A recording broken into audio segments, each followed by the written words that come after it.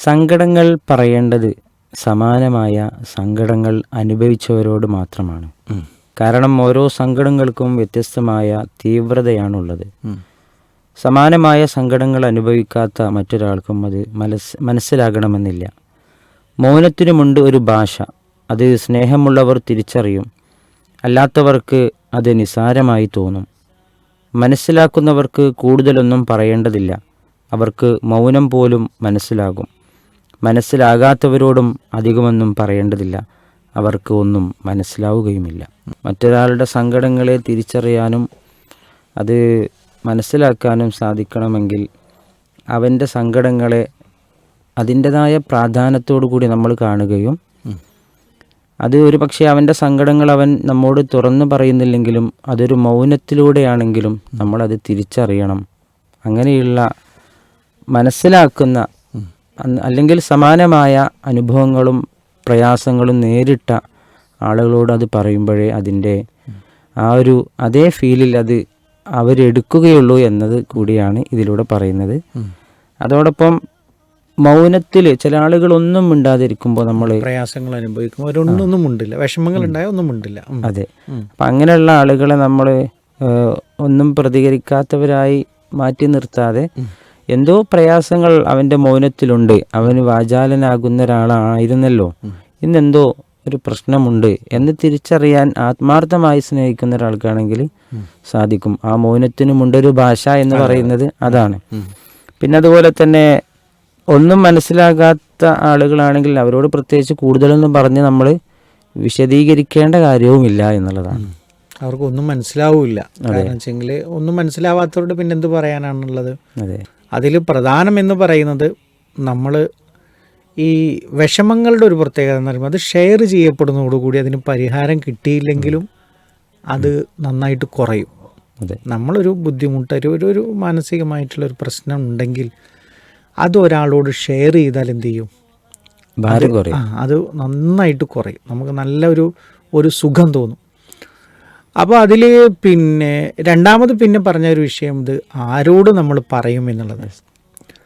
അപ്പോൾ ആരോട് പറയും എന്നുള്ളത് സമാനമായിട്ട് ഈ ഒരു പിന്നെ ബുദ്ധിമുട്ട് അനുഭവിക്കുന്ന ആളുകളോട് ഇത് പറയുമ്പോൾ അവർക്കിതിൻ്റെ തീവ്രത മനസ്സിലാവും, അവർക്കിത് പിന്നെ ശരിക്കും ഉൾക്കൊള്ളാൻ കഴിയും.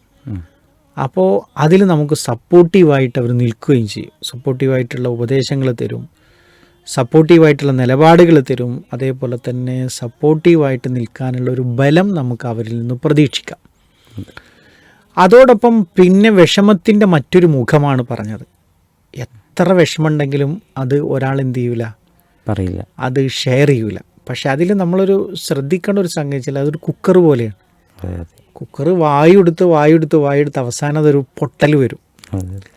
അപ്പോൾ ഇത് എപ്പോഴും നമ്മൾ ഷെയർ ചെയ്യുന്നുവോ അതോടുകൂടി ആ പ്രശ്നം അവിടെ പരിഹരിക്കപ്പെട്ടു. ഇപ്പോൾ ചില ആളുകളുടെ പ്രകൃതമാണ് അങ്ങനെയൊക്കെ നമ്മൾ പറഞ്ഞാലും അവരുടെ പ്രകൃതി അങ്ങനെയാണ്. ഇങ്ങനെ കണ്ണിൽ നിന്ന് വെള്ളം വരിക, ഒരക്ഷരം എന്ത് ചെയ്യില്ല, മിണ്ടാതിരിക്കുക. അപ്പോൾ അവരുടെ പ്രകടനം ഒരു ചിലപ്പോൾ കണ്ണീരിലൂടെ അത് നമുക്ക് തിരിച്ചറിയാം. അയാൾക്ക് എന്തോ ഒരു ബുദ്ധിമുട്ടുണ്ട്, അല്ലെങ്കിൽ അയാൾ പെട്ടെന്നാണ് മൂഡ് ഓഫ് ആവും. അപ്പോൾ അയാളുടെ ഒരു നിശബ്ദത നമുക്കറിയാം. നിശബ്ദതക്കുമുണ്ട് ഒരു ഭാഷ. അതേപോലെ തന്നെ പിന്നെ മൂന്നാമത് പറഞ്ഞത് ഒന്നും മനസ്സിലാകാത്തവരോട് ഇനിയിപ്പോൾ പ്രത്യേകിച്ച് ഇപ്പോൾ ഈ വിഷയം പറഞ്ഞിട്ട് ഒരു കുളിരിഞ്ഞ് ഉണ്ടാവാൻ പോകുന്നില്ല. ആ ഒരു സംഗതി തന്നെയാണ്. അപ്പോൾ വ്യത്യസ്തമായിട്ടുള്ള ആളുകൾ. അപ്പോൾ എന്തായിരുന്നാലും നമ്മളുടെ ഒരു നിലപാടിനെ കുറിച്ചുകൂടി നമ്മൾ മനസ്സിലാക്കേണ്ടതുണ്ട്. അതായത് ഒരാളുടെ ഒരു വിഷമത്തിന് നമ്മളൊരു പരിഹാരമാവുക എന്നുള്ളത് ഒരു വലിയൊരു പുണ്യമായി പഠിപ്പിക്കപ്പെട്ടിട്ടുള്ളതാണ്. മദീനത്തെ പള്ളിയിൽ ഒരു മാസം എത്തിക്കാഫ് ഇരിക്കുന്നതിൻ്റെ പ്രതിഫലമാണ് ഒരു മനുഷ്യൻ്റെ ഒരു ദുരിതം നമ്മൾ നീക്കുക എന്നുള്ളത്. അത് ചിലപ്പോൾ ജസ്റ്റ് ഒന്ന് കേൾവിക്കാരനായിട്ട് നിന്ന് കൊടുത്താൽ മതി. കുറേ പെയ്തൊഴിയുമ്പോൾ അതിനൊരു നിശബ്ദത ഉണ്ട്. അയാളുടെ എല്ലാ വിഷമങ്ങളും അയാൾ പെയ്തൊഴിയുമ്പോൾ അതിനെന്തുണ്ട്, ഒരു സമാധാനമാണ് പിന്നീട് ഉണ്ടാവുക.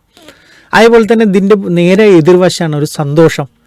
സന്തോഷം നമ്മൾ ഷെയർ ചെയ്ത് നോക്കൂ, അത് ഇരട്ടിയാവുക ചെയ്യുക. ദുഃഖമാണെങ്കിലോ അതങ്ങനെ ഇല്ലാതെയായി പോകും. അപ്പോൾ ഇന്നത്തെ ഒരു കാലത്തിൻ്റെ ഒരു പ്രത്യേകത എന്ന് പറയുന്നത് എല്ലാവരും മൗനികളായി സ്വന്തം ഉപകരണത്തിലേക്ക്, മൊബൈലിലേക്ക് തലതാഴ്ത്തിയിരിക്കുന്ന ഒരു ലോകത്താണ് നമ്മൾ ജീവിച്ചിരിക്കുന്നത്. ഇന്ന് ആർക്കും ആരെയും കേൾക്കാൻ സമയമില്ല. ഭാര്യയ്ക്ക് ഭർത്താവിന്, ഭർത്താവിന് ഭാര്യയ്ക്ക്, മാതാപിതാക്കൾക്ക് മക്കളെ, അങ്ങനെ ആർക്കും ആരെയും കേൾക്കാൻ സമയമില്ലാത്ത ഒരു സാഹചര്യത്തിലൂടെയാണ് നമ്മൾ കടന്നു പോകുന്നത്. അപ്പോൾ നല്ലൊരു കേൾവിക്കാരനാവുക എന്നുള്ളതാണ് ഏറ്റവും നല്ല ഒരു കഴിവ്, ഒരു മനുഷ്യനുണ്ടാവേണ്ടുന്ന ഒരു കഴിവ് എന്നുള്ളത്. നമ്മുടെയൊക്കെ മക്കൾ ഒരു വിഷയം വന്ന് പറയുമ്പോൾ അത് നമ്മൾ കാതോർത്ത് കേൾക്കുമ്പോൾ അവർക്കതൊരു അത്താണിയായിട്ട് മാറും എന്നുള്ളത് അതിൻ്റെ ഒരു ഏറ്റവും വലിയൊരു ഉദാഹരണമാണ്. അപ്പോൾ എന്തായിരുന്നാലും ഇന്നത്തെ നമ്മുടെ ഒരു ജീവിതത്തിൽ ആ ഒരു ശ്രദ്ധ ഉണ്ടാവട്ടെ എന്ന് മാത്രമാണ് ഇന്നത്തെ ചിന്തയിലൂടെ നമുക്ക് നൽകാനുള്ളത്.